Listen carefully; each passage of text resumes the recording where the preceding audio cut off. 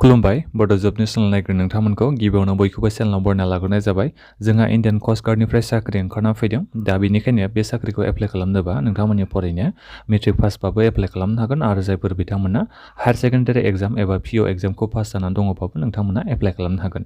दा बेनिखायनो नोंथांमोना भिडिअखौ बयबो जोबजासिम नाय। बे इन्डियान कस्ट गार्डनि साख्रिखौ एप्लाइ खालामनोबा नोंथांमोना भिडिअखौ जोबजासिम नायबासो नोंथांमोननि सेलेक्सन प्रसेसा माबोरै जागोन, साख्रिनि भेकेन्सिया बेसेबां दङ आरो बेजों लोगोसे सेलारिखौ बेसेबां मोननो हागोन बिनि बागै मिथिनो हायो। बिनि थाखाय भिडिअखौ जोबजासिम नाय आरो बे साख्रिखौ नोंथांमोना अनलाइनै एप्लाइ खालामनो हायो। नोंथांमोना जेबो बेहाय आरो फिसबो होनांगौनि गोनांथि गैलिया। दा नोंथांमोना भिडिअखौ जोबजासिम नायदो। नोंथांमोना सोरबाफोर चेनेलाव गोदानै फैदोंबा बेबायदिनो साख्रिनि आपडेटखौ मोननो थाखाय नोंथांमोना बयबो गिबियावनो चेनेलखौ साबस्क्राइब खालामनानै लागोन।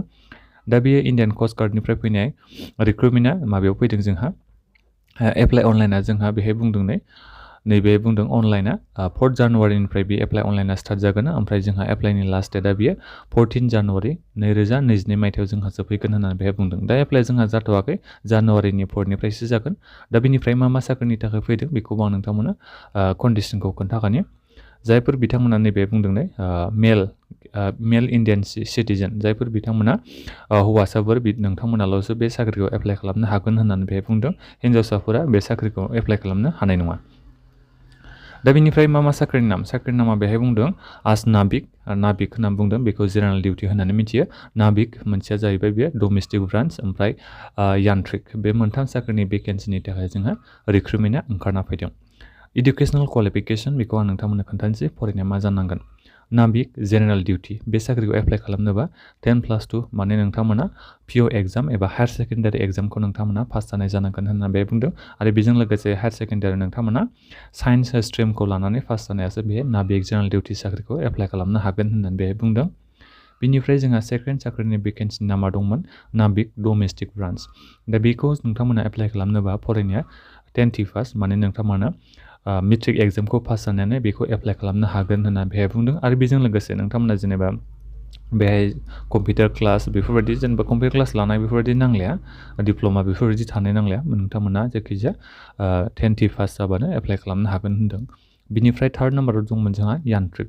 बे यान्त्रिक साख्रिखौ एप्लाइ खालामनायाव नोंथांमोना माबाखौ मेट्रिकखौ पास जानाय जानांगोन होननानै बे बुंदों। 10th पास जानाय जानांगोन आरो बेजों लोगोसेनो नोंथांमोननो बे बुंदों डिप्ल'मा लानाय जानांगोननो बे साख्रिखौ एप्लाइ खालामनायाव। इलेक्ट्रिकेल नङाबा मेकानिकेल नङाबा टेलिकमिउनिकेसन बेहाय नोंथांमोना डिप्ल'मा लानाय जानांगोननो। 3 नङाबा 4 इयार्सनि जानाय जानांगोननो बे डिप्ल'माया बे यान्त्रिक साख्रिखौ एप्लाइ खालामनोबा। बे जाहैबाय जोंहा फरायनायनि बेलायाव। दानिया गाहायाव फैयोबा नोंथांमोना नुनो मोनगोन माखासे बेहाय यान्त्रिक साख्रिनि थाखाय मायाव मेकानिकेल लानाय जानांगोन बेखौ बे खोन्थादों 3rd नाम्बार साख्रिनि भेकेन्सिनि थाखाय। दा बिनिफ्राय बैसोनि बेलायाव आं बेखौ खोन्थानि। बैसोआ नोंथांमोना मिनिमाम खमथारबाबो 18 बोसोर जानाय जानांगोन। 18 बोसोर जानायनिफ्राय 22 बोसोरनि सिंनि गासिबो केन्डिडेटफ्रा बे साख्रिखौ एप्लाइ खालामनो हागोन। जेरै जोंहा नाबिक जेनेरेल डिउटि एबा यान्त्रिक बे साख्रिखौ एप्लाइ खालामनायाव नोंथांमोननि जोनोमा मा जानांगोननो 1 आगष्ट 2000 मायथाइनिफ्राय 31 जुलाइ 2004नि गेजेरनि सिंनि गासिबो हौवासा केन्डिडेटफ्रानो बे साख्रिखौ एप्लाइ खालामनो हागोन होनना बेहाय बुंदों। बे आरो माबाया बैसोनि खोथाया। दा बिनिफ्राय नाबिक बे डमेस्टिक ब्रान्चनि थाखाय बेसेबांनो नोंथांमोननि माबाया बैसोआ बेसेबां जानांगोननो 1 अक्ट'बर 2000 मायथाइनि उनाव जोनोम जानाय जानांगोन। सिगाङाव जोनोम जानायबा एप्लाइ खालामनो हानाय नङा। बिनिफ्राय 30 सेप्तेम्बर 2004नि गेजेराव जोनोम जानाय जानांगोन। अब्लासो नोंथांमोना नाबिक डिपुटि डमेस्टिक ब्रान्चखौ एप्लाइ खालामनो हागोन। बिनिफ्राय अफार एजनि लिमिट होनाय दङ, नोंथांमोना बेखौ नायनो हागोन। एसटिफोरनि थाखाय बेसेबां बोसोर होनाय दं बेखौ नायदो। नाबिक जेनेरेल डिउटिनि थाखाय 11 इयार्स। अब्ला नोंथांमोना जुदि 2000 मायथाइनि सिगाङाव जोनोम जानायबाबो एप्लाइ खालामनो हागोन। जायफोर नोंथांमोना माबायाव गोलैयो एसटि केटेगरियाव गोलैयो नोंथांमोननि थाखाय जोबोद मोजां 11 इयार्स। अब्ला दासिमहालागै जायफोर सिगाङाव जोनोम जानाय अब्लाबो एप्लाइ खालामनो हागोन। 26 इयार्स 24 इयार्स जानाय गासिबो नोंथांमोना एप्लाइ खालामनो हागोन एससि एसटि केटेगरियाव गोलैनाय नोंथांमोना। दा बिनिफ्राय सेलेक्सन प्रसेसआ माबोरै जागोन बेखौ बेहाय मोजाङै खोन्थादों। जेरै स्टेज 1आव जोंहा मा जागोन ना रिटेन एग्जाम लानाय जागोन होनना बेहाय बुंदों। रिटेन एग्जामाव बेसेबां मार्क दङ बेखौबो खोन्थादों। जेरै नाबिक डमेस्टिक ब्रान्चनि थाखाय बेहाय बुंदों बेसेबां पासिं मार्कआ बेसेबां जागोन ना 30 जागोन आनरिजार्भ इडब्लिउसि अबिसिनि थाखाय। नाथायबा एससि एसटि केटेगरिनिया 27 मार्क्स मोनबानो जागोन बेहाय बुंदों। दा बेहाय गावबागाव सेक्सन दंजोबो नाबिकनिया सेक्सन 1 जागोन। नाबिक जेनेरेल डिउटिनिया सेक्सन 1+2 बे जागोन।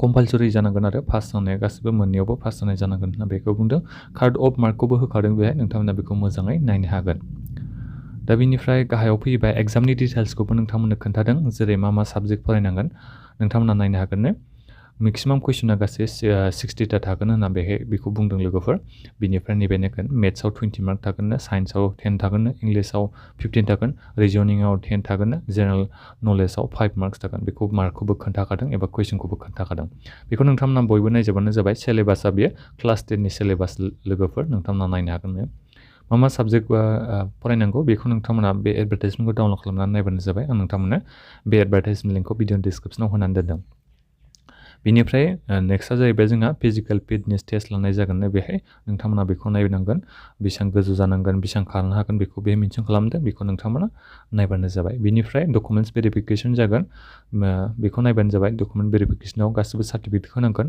नोंथांमोना अरिजिनेल लांबानो जाबाय डकुमेन्टस भेरिफिकेसन जानाय समाव कास्ट सार्टिफिकेट नोंनि मार्कशीट बेफोरखौ लांजोबनांगोन बिनिफ्राय नैबे बुंदों मेडिकेल टेस्ट लानाय जागोन बेखौबो बे खोन्थादों नोंथांमोना बेखौ नायबानो जाबाय मेडिकेल टेस्ट स्टेज 2आव डकुमेन्टस भेरिफिकेसन स्टेज 3आव बेखौनो होबावदों डकुमेन्टस भेरिफिकेसन आरो बेहाय मेडिकेल टेस्ट बेखिनियानो हाउ टु एप्लाइ माबोरै खालामनांगौ एप्लाइआथ' जोंहा 4 जानुवारिनिफ्रायसो जागोन 4 जानुवारिनिफ्राय जागायजेननानै 14 जानुवारिसिमल' थागोन बेयो बारा गोबाव थाया नोंथांमोना बयबो एप्लाइ खालामबानो जाबाय बिनिफ्राय एप्लाइ खालामनाय समाव नोंथांमोना जायफोर SC/ST केटेगरियाव गोलैयो नोंथांमोना पेमेन्ट खालामनांगौनि जेबो गोनांथि गैया नोंथांमोना जेबो एप्लिकेसन फिस होनांगौनि गोनांथि गैया दा बेनिखायनो नोंथांमोना गावबागाव मबाइलजोंनो एप्लाइ खालामबानो जाबाय बेहाय डकुमेन्ट्सनि साइजफोरखौबो बेसेबां होनांगौ बेखौ खोन्थादों नोंथांमोना बेखौ नायनो हागोन नैबिथिं गाहायाव फैयोबा नोंथांमोना नुजोबगोन माबाखौ डकुमेन्ट्सनि साइजआ बेसेबां जानांगोन बेखौ बे मोजां होदों नैबे नायनो हागोन नै लोगोफोर बे मोजाङै डिटेल्सै